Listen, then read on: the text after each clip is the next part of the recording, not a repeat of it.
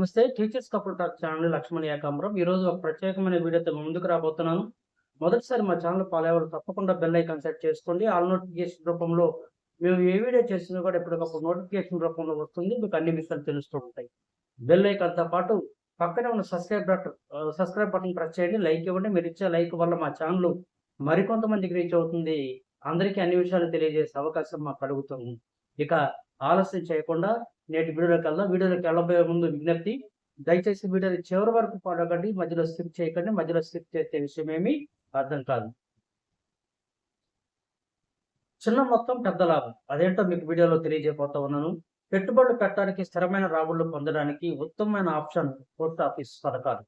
దాదాపు పొదుపు చేసుకోవడానికి, ఉత్తమమైన రాబడులను అందుకోవడానికి అందుబాటులో ఉన్న 10 ఉత్తమమైన పోస్ట్ ఆఫీస్ స్కీమ్స్ గురించి మీకు ఈ వీడియోలో తెలియజేయబోతా ఉన్నాను. Post office savings account.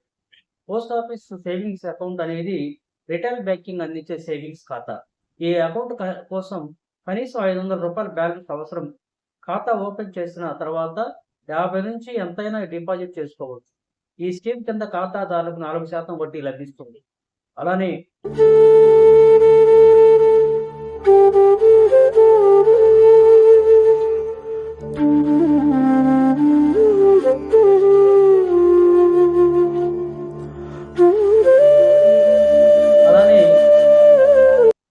National savings recovering deposit ఖాతా. సామాన్య ప్రజలు సైతం ఉపయోగించుకోవడానికి ఉత్తమమైన పోస్ట్ ఆఫీస్ సేవింగ్ ఖాతాల్లో ఇది ఒకటి. ఈ national savings recovering deposit account, ఇందులో నెలకు 100 రూపాయలు కూడా డిపాజిట్ చేసుకోవచ్చు. దీనికి వడ్డీ 3 నెలలకు ఒకసారి యాడ్ చేస్తారు. వార్షిక వడ్డీ 6.7గా ఉంటుంది. అలానే national savings time deposit account. National savings time deposit account అనేది 1, 2, 3, 5 సంవత్సరాల కాల వ్యవధిలో అందుబాటులో ఉంటాయి. దీర్ఘకాలిక పెట్టుబడులు కోరుకునే వారికి ఇది బెస్ట్ ఆప్షన్. ఈ ఖాతాను కనిష్టంగా 1000 రూపాయలతో ఓపెన్ చేసుకోవచ్చు. ఇందులో వడ్డీ రేటు కొంత ఎక్కువగానే ఉంటుంది. ఇక national savings monthly income account. ఈ స్కీమ్ ద్వారా ఖాతాదారులు తమ అకౌంట్లో 9 లక్షల వరకు ఉంచుకోవచ్చు. అయితే ఉమ్మడి ఖాతాలో 15 లక్షల వరకు ఉంచుకోవచ్చు. స్థిరమైన ఆదాయం వనరు కోసం వెతుకుతున్న వారు లేదా పదవి విరమణ చేసిన వారికి ఇది ఓ మంచి ఎంపిక అవుతుంది. ఈ స్కీమ్ ద్వారా ఖాతాదారులు సుమారు 7% వడ్డీని పొందవచ్చు.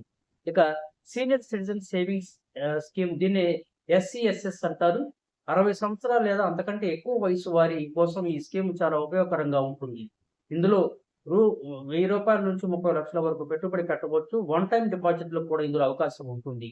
ఈ స్కీమ్ ద్వారా ఖాతాదారుడు కొంత ఎక్కువ వడ్డీని పొందవచ్చు. సాధారణ ఖర్చుల కోసం పెట్టుబడి రాబడిపై ఆధారపడి సీనియర్ సిటిజన్లకు ఇది మంచి అవకాశం. ఇక public provident fund, PPF account అంటారు. దీర్ఘకాలిక పొదుపుల కోసం ఎదురు చూసే వారికి ఇది మంచి ఎంపిక. ఇందులో 500 నుంచి 1.5 లక్షల వరకు పెట్టుబడి పెట్టవచ్చు. డిపాజిట్ ఏక మొత్తంలో లేదా వాయిదాల్లో చేయవచ్చు. ఇది రిటైర్మెంట్ ప్రణాళిక మరియు ఇతర దీర్ఘకాలిక ఆర్థిక లక్ష్యాలకు అనుకూలంగా ఉంటుంది. ఇందులో 7.1% వడ్డీ లభిస్తుంది.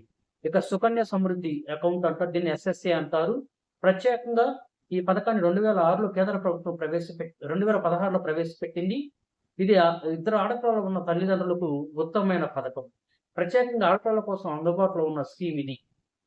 వారి విద్యా భవిష్యత్తుకు ఉపయోగపడుతుంది. ఈ స్కీమ్ గరిష్టంగా 8.2% వడ్డీ అందిస్తుంది. ఫ్లెక్సిబుల్ డిపాజిట్ ఆప్షనల్తో ఒక ఆర్థిక సంవత్సరానికి 250 నుంచి 1.5 లక్షల వరకు పెట్టుబడులు పెట్టవచ్చు. ఈ పథకాన్ని బేటీ బచావో బేటీ పడావో కింద 2016లో నరేంద్ర మోడీ ప్రారంభించారు. ఇక నేషనల్ సేవింగ్స్ సర్టిఫికేట్, NSC అంటారు.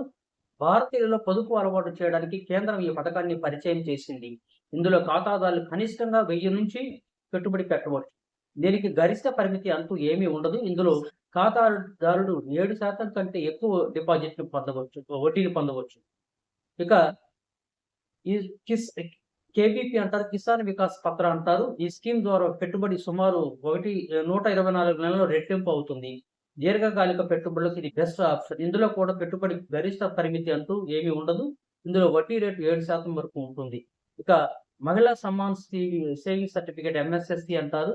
మహిళల ఆర్థిక ప్రోత్సాహానికి ప్రత్యేకంగా ప్రారంభించేందుకు ఈ మహిళా సమ్మాన్ స్కీమ్స్ సర్టిఫికేట్, ఇందులో కనిష్టంగా 1000 రూపాయల నుంచి 2 లక్షల వరకు ఆర్థిక భద్రత వృద్ధిని కోరుకునే మహిళలకు ఇది మంచి సురక్షితమైన పథకం. ఇక అలానే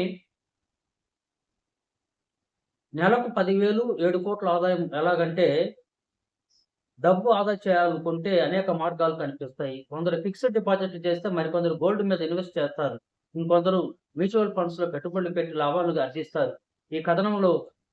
10,000 పెట్టుబడి పెడుతూ 7,00,00,000 సంపాదించడం ఎలా అనే విషయాన్ని గూడా మీకు వివరించబోతూ ఉన్నాను. ఒక వ్యక్తి సిప్‌లో నెలకు 10,000 ఇన్వెస్ట్ చేస్తే సంవత్సరానికి అతని పెట్టుబడి 12,00,000 అవుతుంది. ఇలా 30 ఏళ్ళు ఇన్వెస్ట్ చేస్తే 30,00,000, 36,00,000 వరకు 15% వార్షిక రాబడిని పొందవచ్చు. పెట్టుబడులు భారీగా పెరుగుతాయి. దీంతో ఆ వ్యక్తి ఇన్వెస్ట్ చేసిన మొత్తానికి అదనంగా 56,00,000 ఎక్కువ డబ్బు వస్తుంది కాబట్టి ఇప్పుడు అదనంగా వచ్చిన మొత్తం డబ్బు నిలిపివేత 7,00,00,000 వరకు చేరుకుంటుంది. ఇన్వెస్ట్ చేయాలనుకునే వ్యక్తి ముందుగానే పెట్టుబడులు పెట్టడం ప్రారంభించాలి. ఉదాహరణకు 20 ఏళ్ల వయసులో ఇన్వెస్ట్ చేయడం ప్రారంభిస్తే 50 ఏళ్ల నాటికి 7,00,00,000 పొందవచ్చు. ఇక్కడ గుర్తుంచుకోవాల్సిన విషయం ఏమంటే దీర్ఘకాలిక పెట్టుబడుల్లో మాత్రమే భారీ లాభాలు వచ్చే అవకాశం ఉంటుంది. కాబట్టి ఈ వినియోగదారులు ఈ పథకాలను ఉపయోగించుకుంటూ తమ యొక్క రాబడిని భవిష్యత్ అవసరాల కొరకు ఉపయోగించుకోవడానికి సరైన ప్రణాళికతోటి ఈటిల్లో మీకు నచ్చిన పథకాన్ని ఎంచుకొని ఇన్వెస్ట్ చేసుకుంటే మంచి ఆదాయాన్ని, బెనిఫిట్‌ని పొందగలుగుతారు. ఈ వీడియో మీకు నచ్చితే మా ఛానెల్ సబ్స్క్రైబ్ చేయండి, లైక్ చేయండి, షేర్ చేయండి. ఈ వీడియోని చివరి వరకు ఫాలో అవ్వండి. మధ్యలో స్కిప్ చేయకండి.